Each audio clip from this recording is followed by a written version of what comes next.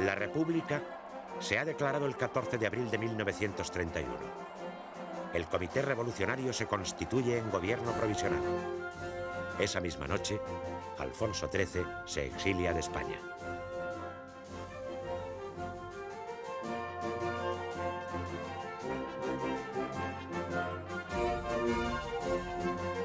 Londres y Washington temen, sin embargo, por sus inversiones. Reconocen al nuevo régimen de mala gana. Su relación con la República no se verá exenta de sobresaltos.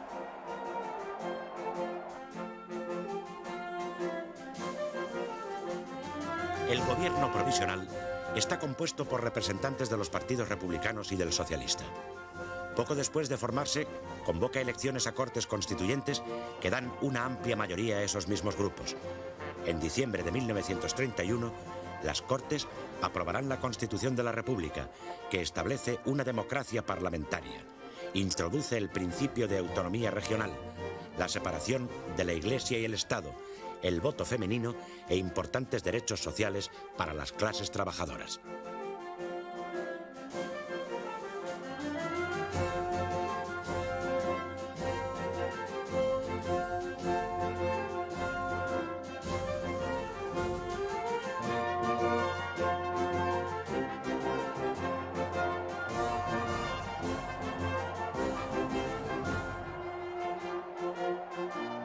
En el mismo día de la proclamación de la República, el presidente del gobierno provisional, Niceto Alcalá Zamora, manifiesta: la crisis de España no es política, no es siquiera de régimen, es histórica con toda su trascendental amplitud. De acuerdo con esta idea, los gobernantes de la República emprenden de inmediato una serie de reformas que, en cierto sentido, pretenden cambiar el curso de la historia de España y transformar el Estado en un sentido moderno, democrático, laico e igualitario.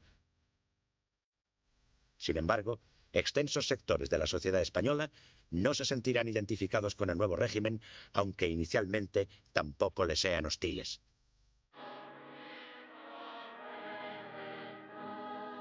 Desde el momento mismo de su constitución, el gobierno provisional aborda por decreto un conjunto de medidas que tratan de plantear y resolver los grandes problemas de la España de la época.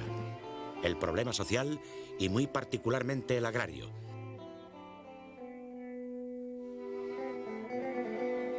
El problema religioso directamente relacionado con el de la enseñanza.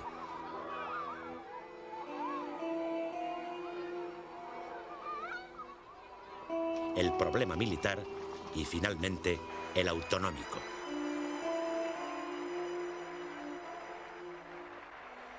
Las reformas sociales, protagonizadas desde el Ministerio de Trabajo por el socialista Francisco Largo Caballero, van dirigidas a mejorar la situación de los trabajadores y a conceder a estos un mayor poder en las relaciones laborales. El instrumento más importante y más discutido son los jurados mixtos, organismos compuestos a partes iguales por obreros y patronos, dotados de amplia autoridad en materia laboral. Ello, junto con otras medidas semejantes, provoca muy pronto el malestar de los empresarios. El problema social por excelencia es sin duda el agrario, especialmente en Andalucía y Extremadura. Para muchos, la República debe ser el régimen que resuelva de una vez por todas las lacras seculares del campo español, estableciendo una más justa propiedad de la tierra y haciendo a esta mucho más productiva. A tal intento responde la Ley de Reforma Agraria de 1932. En síntesis, se trata de expropiar con indemnización las fincas consideradas como grandes latifundios y las que estuviesen arrendadas sistemáticamente, cediéndolas para explotación a campesinos sin tierras. Los resultados quedan muy por debajo de las expectativas. La lentitud de los trámites burocráticos, los altos costos de la expropiación y la escasa dotación presupuestaria apenas van a permitir asentar más que a unos cuantos miles de campesinos. Así, los sucesivos gobiernos se ven atacados de un lado por la oposición de los propietarios, grandes y pequeños, y de otro por las exigencias cada vez más radicales de los jornaleros, lo que dará lugar a numerosos conflictos, muchos de ellos violentos. El fracaso de la reforma agraria será una de las causas principales del fracaso de la República.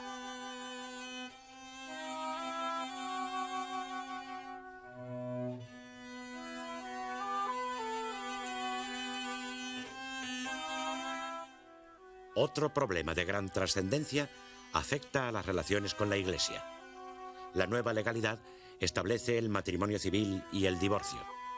En consonancia con lo que ocurre en numerosos países europeos, reconoce una amplia libertad religiosa, pero exige autorización para realizar actos fuera de los templos. Se aprueban condiciones de culto restrictivas para las órdenes y congregaciones católicas. La prohibición más espectacular y conflictiva se refiere a la enseñanza de la religión en los planes oficiales de estudio.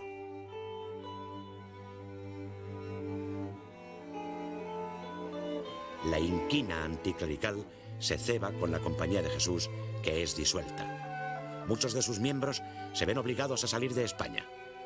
Todo esto hace que la jerarquía eclesiástica y la mayoría de los católicos, que en un principio han sido respetuosos con el nuevo régimen, vaya distanciándose de él.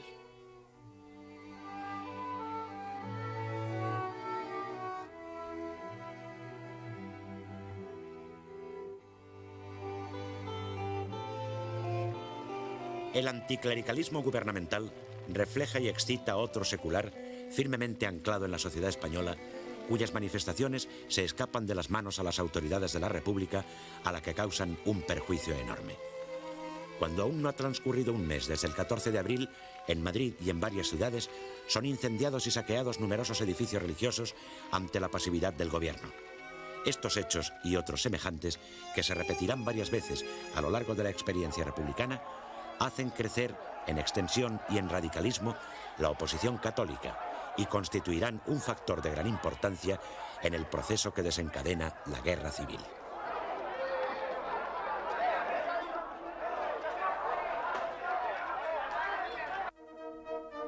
Otro de los grandes problemas cuya solución aborda la República es el militar. El ejército tiene un número desproporcionado de mandos en relación con la tropa y con las necesidades de defensa, un armamento y material escasos y anticuados y, como consecuencia, una preparación técnica deficiente en gran parte de la oficialidad.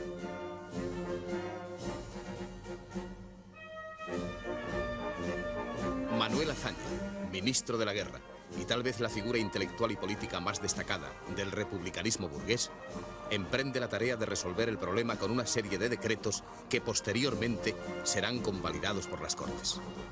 El más llamativo es el que permite pasar a la situación de retirado con el mismo sueldo de que disfrutasen a todos los jefes y oficiales que lo soliciten.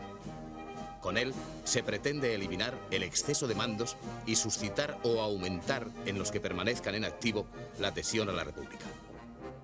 Son muchos los que se acogen a esta ventajosa forma de reconversión que reduce el número de efectivos, pero no republicaniza al ejército.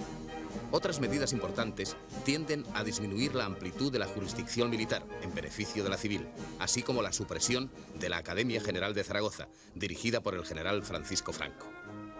Los militares más radicalmente opuestos a la política de Azaña le acusan de querer triturar al ejército.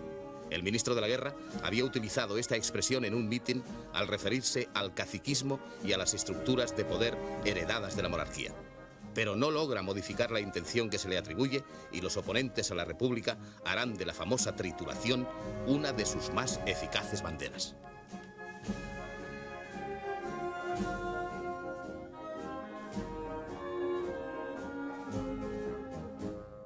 El nuevo régimen se enfrenta también con el problema de los nacionalismos y regionalismos. El 14 de abril se ha proclamado improvisadamente en Barcelona la República Catalana dentro de un proyectado régimen federal. Sin embargo, tras conversaciones con los representantes del gobierno central, a los 3 días se establece la Generalitat. La Constitución ofrece un cauce para resolver los problemas regionales y la posibilidad de crear entidades autónomas dotadas de un estatuto que les ofrece amplias posibilidades. Los catalanes son los primeros en hacer uso de tales facultades. En los meses inmediatos a la proclamación de la República, se redacta un proyecto de estatuto que es abrumadoramente aprobado en plebiscito y presentado al gobierno. En las Cortes, encuentra numerosas dificultades por parte de los grupos anticatalanistas, pero es finalmente aprobado en septiembre de 1932. El proceso de transferencias transcurre sin mayores dificultades mientras gobierna la coalición republicano-socialista y la Generalitat de Cataluña desarrolla una intensa labor.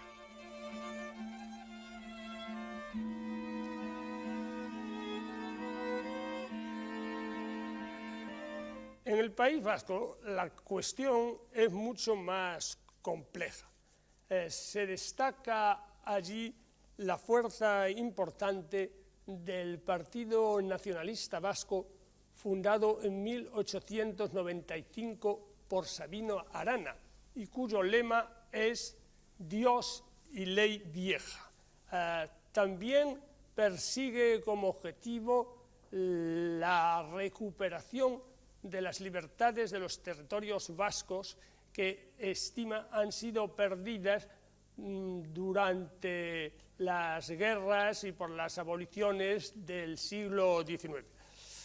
Al mismo tiempo, otras reivindicaciones son el destacar la peculiaridad étnica del pueblo vasco y la defensa y desarrollo de su lengua, el euskera.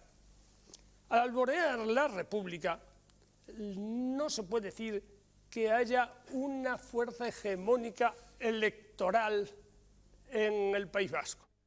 Tienen gran implantación los carlistas y los socialistas, y en menor medida los republicanos. Sus posiciones políticas son coincidentes en unos temas y discrepantes en otros, lo que dificulta la elaboración de un proyecto de estatuto. En el verano de 1931, los grupos nacionalistas y carlistas consiguen que los ayuntamientos aprueben un anteproyecto estatutario que provoca la oposición de republicanos y socialistas. En abril de 1932 se elabora un nuevo proyecto de matiz claramente nacionalista que abarca a Euskadi y Navarra. Encuentra fuerte oposición en los navarros, mayoritariamente carlistas, y también fracasa.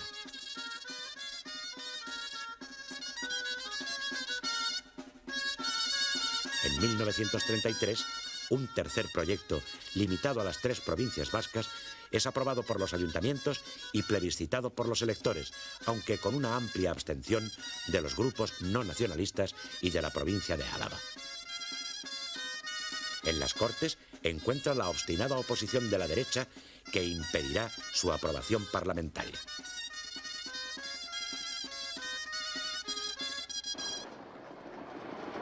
Todos estos problemas se desarrollan en un contexto internacional conflictivo. La crisis económica iniciada en Estados Unidos a fines de 1929 se hace sentir en España a partir de 1931.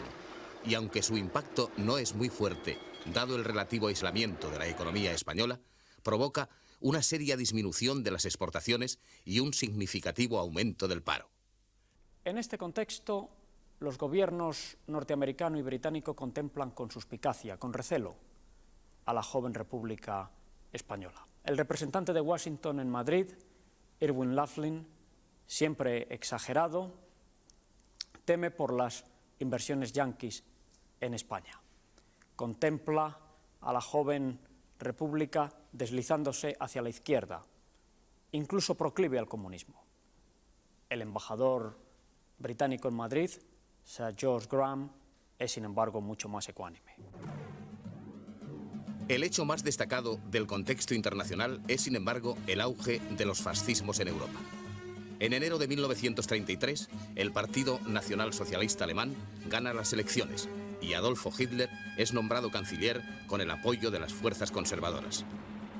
Rápidamente desborda a sus circunstanciales aliados, atribuye a los comunistas el incendio del Reichstag o Parlamento, obra de los propios nazis, adopta medidas de excepción y convoca nuevas elecciones que le dan un triunfo resonante.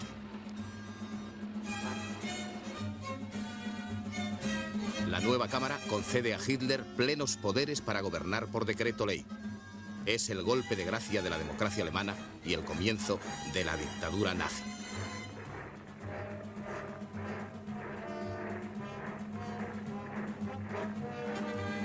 El triunfo hitleriano, unido a la consolidación y a los alardes cada vez más ostentosos del fascismo mussoliniano, agudiza el enfrentamiento entre las fuerzas fascistas y antifascistas en Europa.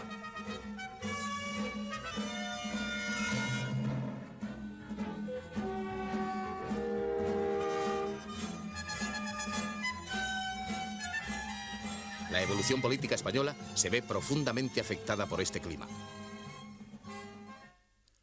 Los sucesivos gobiernos del primer bienio republicano, presididos por Azaña, van a lograr una parte importante de sus objetivos, pero al mismo tiempo sufren un fuerte desgaste. A las dificultades mencionadas se añade una oposición sistemática y creciente por la derecha y por la izquierda.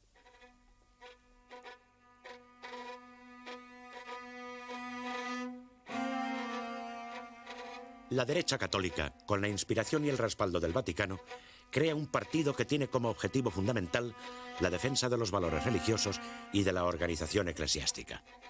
Se trata de Acción Popular, que acepta la República, pero que se opone a la política del gobierno Azaña. Los monárquicos, pasado el estupor de los primeros días, reaccionan y se agrupan en torno a dos publicaciones periódicas, el diario ABC y la revista Acción Española, desde las cuales emprenden una decidida lucha ideológica contra el régimen y sus principios. Los carlistas, por su parte, organizan una milicia paramilitar, el Requeté, que desde el primer momento se entrena para derrocar a la República.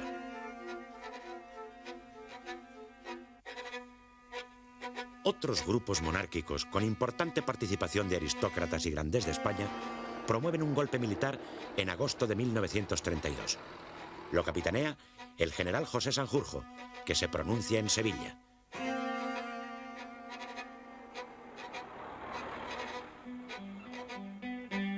En Madrid, los sediciosos son reducidos prontamente.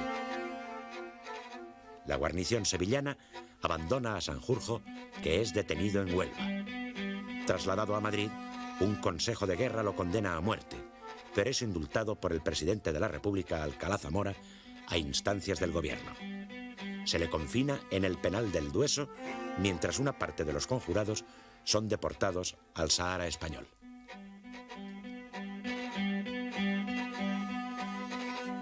El fracaso de Sanjurjo induce a los grupos antirrepublicanos a preparar un golpe de Estado más eficaz. Entre sus promotores destaca Antonio Goicoechea, fundador del partido monárquico Renovación Española a comienzos de 1933. Su propósito, solo conocido por los más allegados, es preparar un golpe de fuerza, para lo cual resulta necesario hacer propaganda en el seno del ejército. Sostiene que el problema de España solo puede resolverse fuera de las vías legales y con el apoyo extranjero. Su correligionario José Calvo Sotelo, ministro de Hacienda durante la dictadura, se desplaza a Italia acompañado por Juan Antonio Ansaldo y mantiene contactos con los dirigentes fascistas.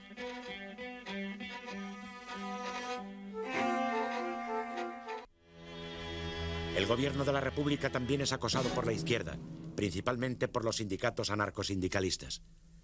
Partidarios de la acción directa y de la revolución social entienden que no pueden conseguir sus aspiraciones respetando la legalidad de una república burguesa, por lo que desencadenan en varias ocasiones huelgas insurreccionales. Así ocurre, por ejemplo, en Cataluña, donde se proclama el comunismo libertario. La Algarada es dominada por el ejército sin derramamiento de sangre.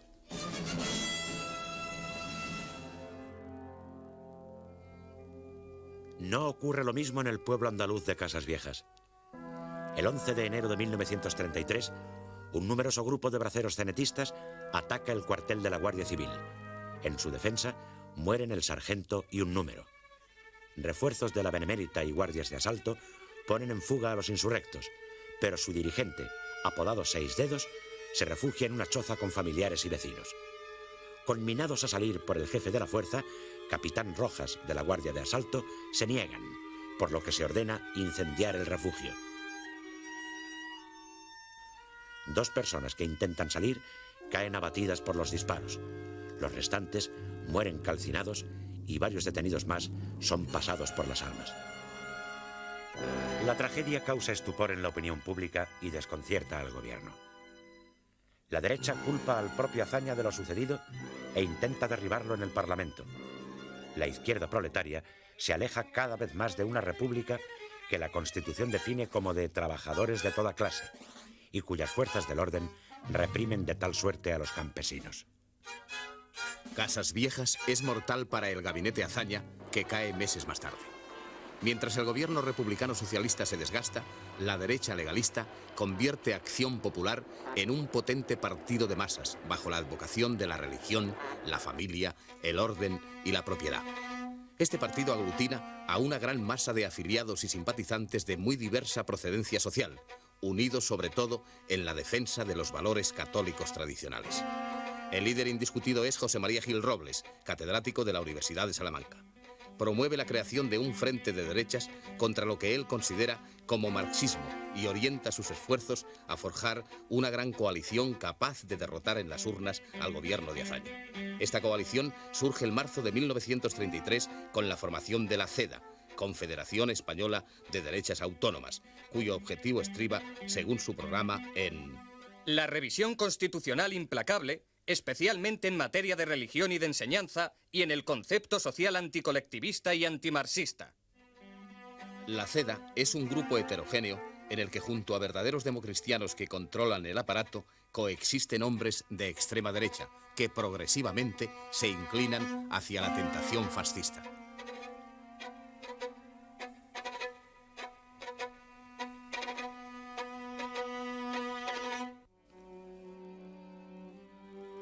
En septiembre de 1933 cae el gabinete Azaña.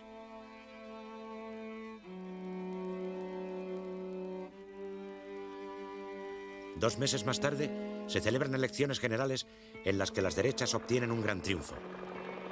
El PSOE, aunque mantiene el número de votos, ve reducidos notablemente sus escaños. El centro queda reforzado. El grupo con mayor número de diputados es la CEDA. Sin embargo, el presidente de la República, en uso de su función moderadora, nombra jefe del gobierno a Lerroux, líder del Partido Republicano Radical, que ahora practica una política claramente moderada. Alcalá Zamora pretende evitar así un mayor desplazamiento hacia la derecha y la consiguiente reacción de las izquierdas.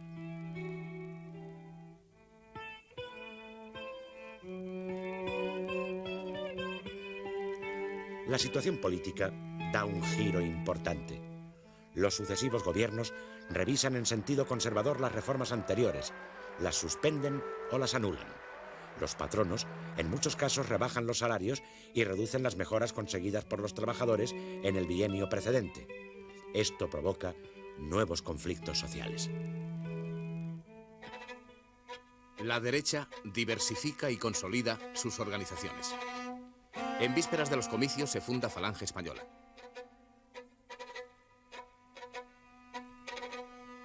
Contraria al liberalismo y al marxismo, doctrinas que considera caducas y pretende superar, es declaradamente antirrepublicana y está impregnada de un fuerte nacionalismo españolista. Partidaria de la dialéctica de los puños y de las pistolas, como dijera su líder José Antonio Primo de Rivera en el discurso fundacional, crea una milicia que efectivamente va a manifestar su antimarxismo mediante la violencia.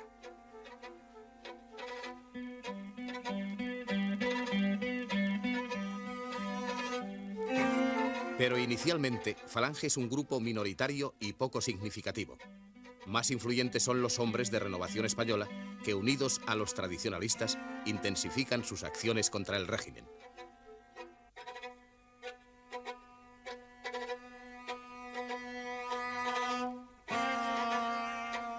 En marzo de 1934, se entrevistan en Italia con el líder fascista Italo Balbo. Y posteriormente con el Duce, quien les promete una importante ayuda en armas y dinero.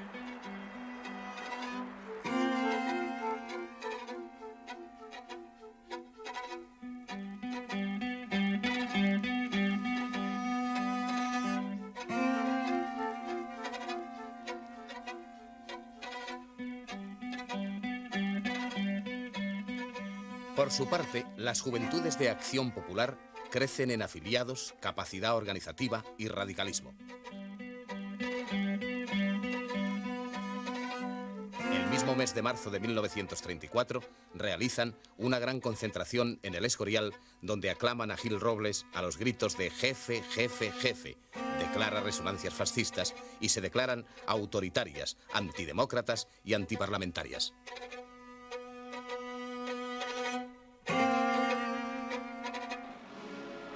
El Partido Socialista responde declarando la huelga general y haciendo inequívocos llamamientos revolucionarios. Las juventudes y las milicias socialistas van a emplear también una táctica de violencia en su oposición a la extrema derecha, lo que será causa de numerosos enfrentamientos. Pero más importante que estas luchas callejeras, aun siendo a veces sangrientas, es la radicalización de los dirigentes y los militantes del Partido Socialista y de la UGT, dirigidos ambos por Largo Caballero. Tras perder las elecciones y comprobar la basculación derechista de los sucesivos gobiernos presididos por Lerroux con el apoyo de la CEDA y la actitud revanchista de muchos patronos, los socialistas temen perder las numerosas conquistas laborales logradas en el anterior bienio. Presionados, de otra parte, por los sindicatos anarquistas, mucho más radicales, temen que disminuya su influencia entre los trabajadores.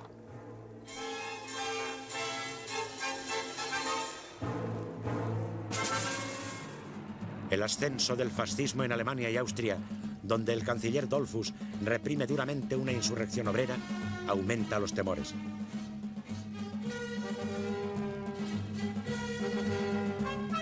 En las frecuentes declaraciones autoritarias y antiparlamentarias de algunos dirigentes de la CEDA, los socialistas creen ver una amenaza fascista análoga a la austriaca.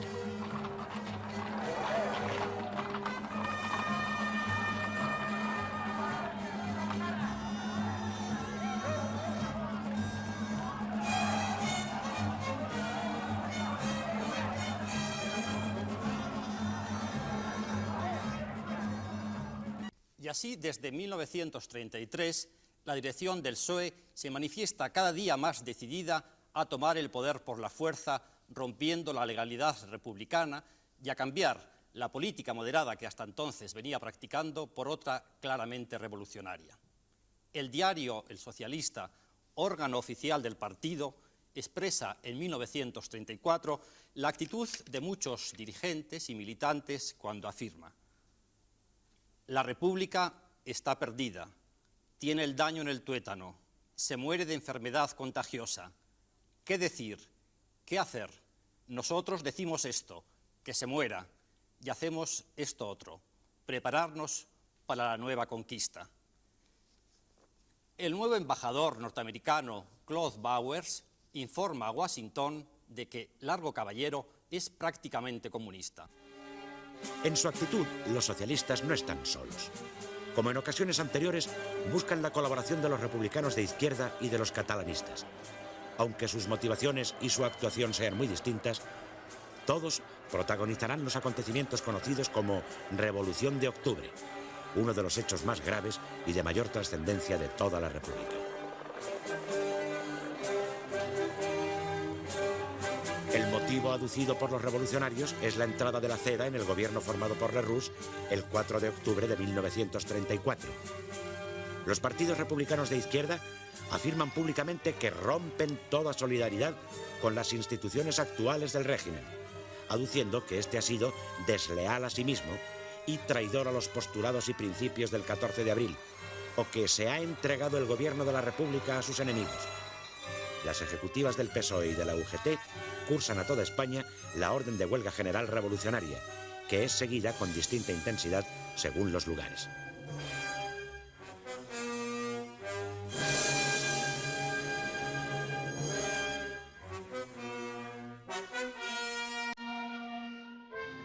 En Cataluña se produce una rebelión de la Generalitat contra el gobierno central. Las relaciones entre ambos son muy conflictivas desde que, el verano anterior, el Tribunal de Garantías Constitucionales ha anulado una ley sobre contratos de cultivo aprobada por el Parlamento Autónomo. Este desafía las instrucciones de Madrid, aprobando seguidamente otra ley idéntica, mientras que desde la Consejería de Gobernación se dirigen los preparativos insurreccionales. El 6 de octubre, a las 8 de la tarde, el presidente de la Generalitat, Lluís Companys, declara que rompe con el gobierno central, acusándole de estar dominado por fuerzas de dudosa lealtad republicana. y proclama el Estado catalán en la República Federal Española. Ofrece la ciudad de Barcelona como sede provisional del nuevo gobierno español.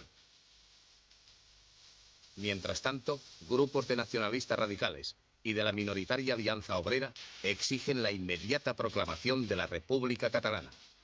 La CNT no participa en la rebelión. Companys requiere al jefe de la división, general Domingo Batet, que se ponga al servicio de la Generalitat, pero este se niega.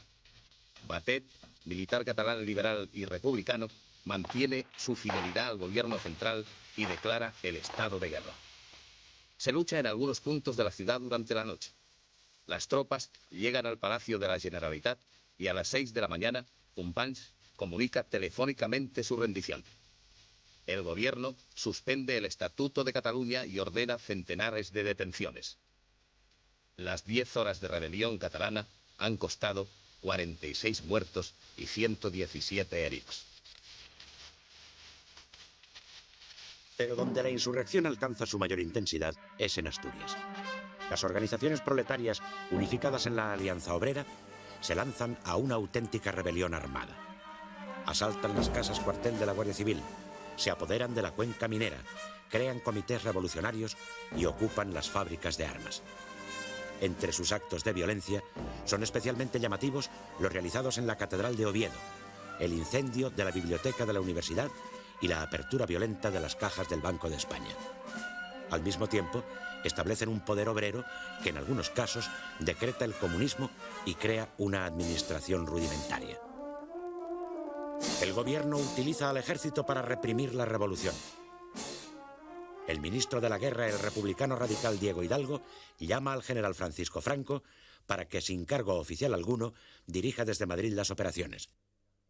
El general Eduardo López Ochoa organiza las tropas que marcharán por tierra hacia Oviedo.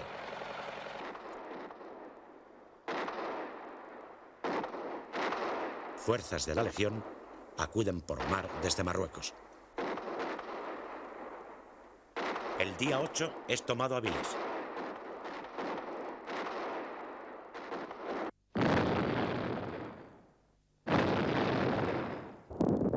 En el camino hacia Oviedo, las tropas mandadas por el teniente coronel Juan Yagüe tropiezan con una encarnizada resistencia en la iglesia de San Pedro de los Arcos.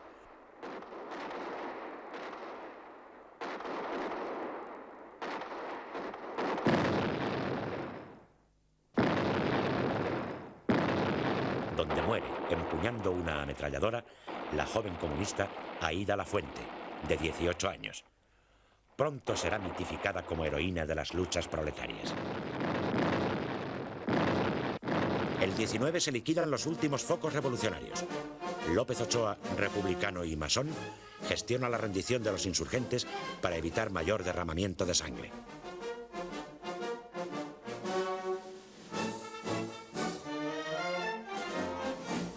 Cuando la insurrección está totalmente dominada, el ministro de la Guerra, acompañado del general Franco, se traslada a Asturias, donde López Ochoa le da cuenta del desarrollo de las operaciones. Desde este momento, la figura de Franco se perfila en los ambientes conservadores como el hombre fuerte capaz de contener la revolución.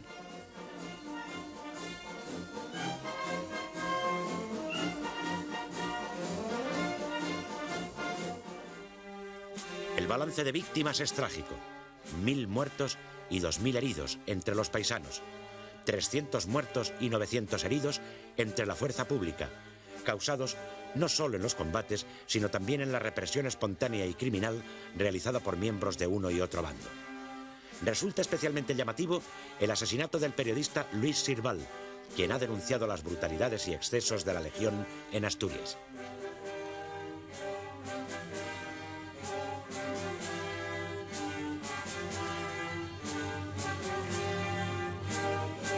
Las represalias se extienden a toda España. Son detenidos y procesados los principales dirigentes del movimiento, así como muchas personas acusadas de participar o colaborar en él. Ingresan en prisión unas 30.000 personas. Las casas del pueblo son clausuradas. Se suspende la mayor parte de la prensa obrera. Se limitan las actividades de los partidos de izquierda y se establece la censura previa.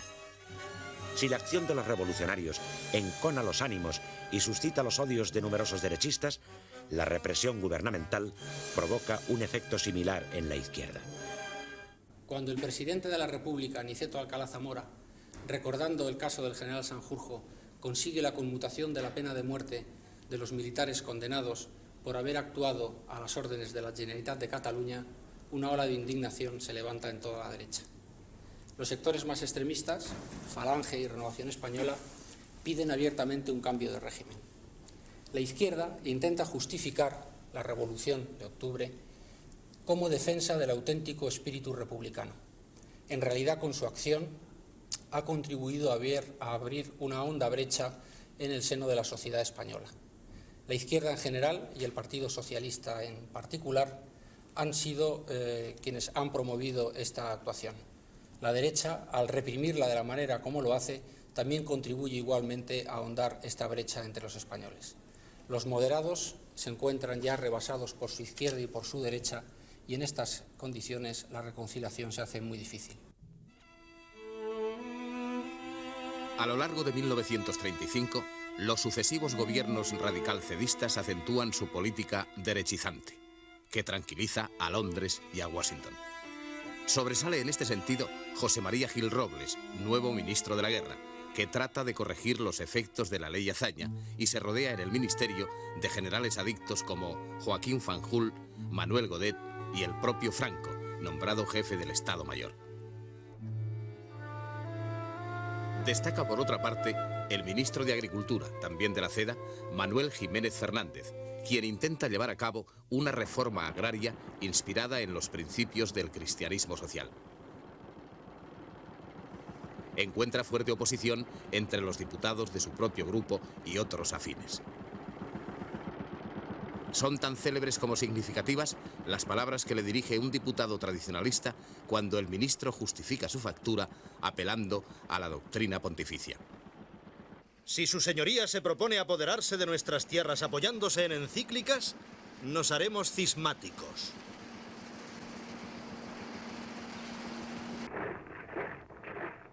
Mientras tanto, continúan creciendo los fascismos en Europa. El Estado nazi se consolida en el interior y tiene un peso cada vez más decisivo en las relaciones internacionales, sobre todo después de que Hitler combina en 1934 la jefatura del gobierno y la del Estado y decreta al año siguiente el rearme y el servicio militar obligatorio. La política de Berlín fascina a los autoritarios e infunde temor a los demócratas.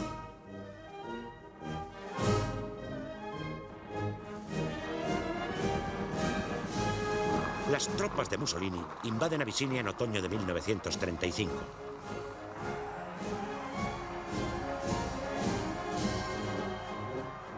Las protestas del Negus Haile Selassie ante la comunidad internacional y la condena de la Sociedad de Naciones son totalmente ineficaces.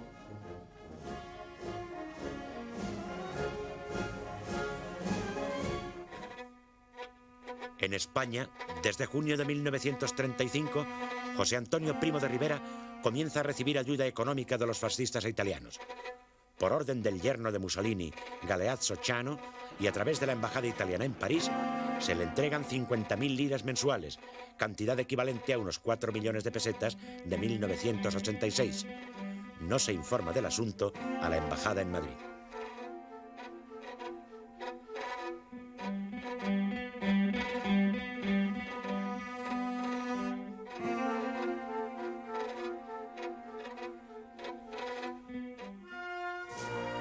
Ante el ascenso de los fascismos, el comunismo internacional cambia de estrategia, lo que se hace oficial en el 7º Congreso de la Internacional Comunista, celebrado en Moscú en el verano de 1935.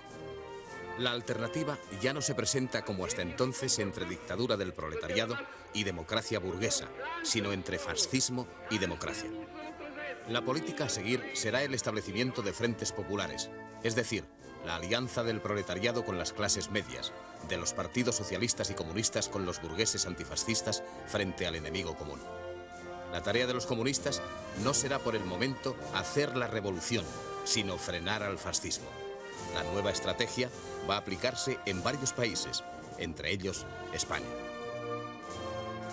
Washington y Londres la contemplan, sin embargo, como un mero cambio de estrategia en la marcha hacia la revolución. El gobierno se deteriora cada vez más.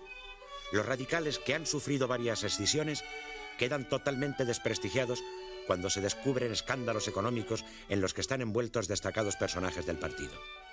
El juego llamado extraperlo pronto se hace sinónimo de corrupción y de mercado negro. Todo ello obliga a la CEDA a deshacer la coalición gobernante.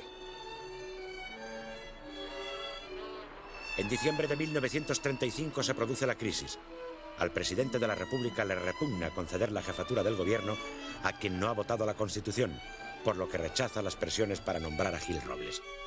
Busca una solución de centro y, después de varios intentos fallidos, designa a Manuel Portela Valladares, hombre de su confianza, pero que no cuenta con respaldo parlamentario. La dificultad de gobernar es tal que Alcalá Zamora firma el decreto de disolución de Cortes. Las elecciones se convocan para el 16 de febrero de 1936.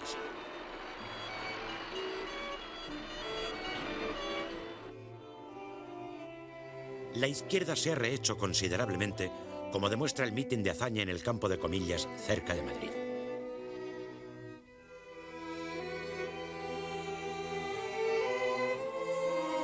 El Partido Socialista está dividido en dos corrientes. Una, partidaria de la alianza con los republicanos, cuya figura más destacada es Indalecio Prieto, al que siguen, entre otros, Ramón González Peña y Juan Negrín.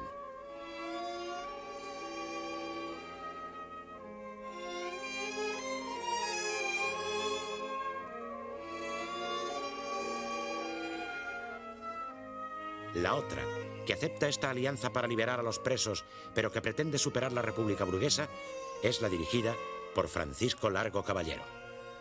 El veterano líder sindical afirma en un mitin: nuestro deber es traer al socialismo, pero no a secas. Hablo del socialismo marxista, del revolucionario. La República burguesa no es sino una etapa en el camino que conduce a la República socialista.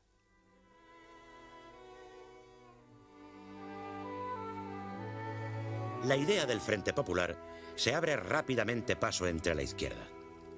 Coordina las gestiones para formarlo el prestigioso jurista Felipe Sánchez Román.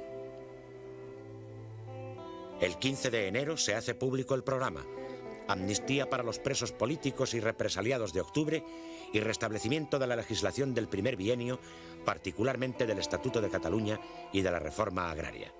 La unión de las izquierdas obliga a coaligarse a las fuerzas derechistas. Al Frente Popular se opone el Frente Nacional. Aunque hay algunos partidos de centro, en el panorama político se refleja la división de la sociedad española en dos grandes bloques antagónicos. En un primer momento, su enfrentamiento va a ser solo electoral.